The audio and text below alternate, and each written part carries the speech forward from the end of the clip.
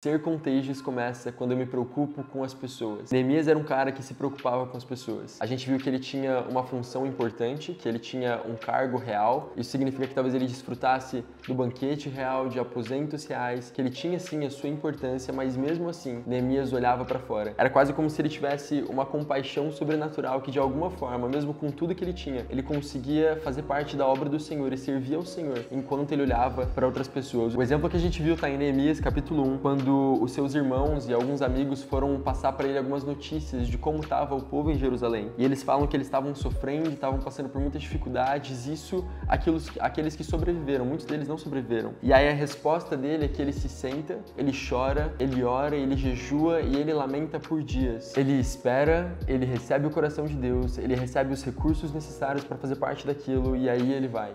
E a gente acabou esse dia com um questionamento. O que você precisa para fazer parte do resgate de outras pessoas? E eu sei que a gente conversou alguma dessas coisas aqui, alguma das coisas que você pode precisar, mas a principal e a que a gente vê, e a que a gente viu na verdade na temporada Dunamis é o Espírito Santo. Jesus deu uma missão muito clara para os discípulos. Em Mateus capítulo 28, em Marcos capítulo 16, ele disse: vão e preguem o evangelho a toda criatura. Mas o que a gente viu na temporada de Dunamis é que no livro de Atos, Jesus começa dizendo no capítulo 1, no versículo... Caramba, eu sabia, mas eu quis conferir, eu devia ter falado direto. Mas antes disso, ele diz no livro de Atos capítulo 1, no versículo 4, não saiam, esperem pela promessa do meu Pai. E aí no versículo 8 ele continua: vocês receberão poder quando o Espírito Santo descer sobre vocês, e vocês serão as minhas testemunhas em Jerusalém, em toda a Judéia e Samaria e até os confins da terra. Então o que eles precisavam para o resgate de outras pessoas? Do Espírito Santo. Do mesmo jeito que Neemias, eles precisaram esperar.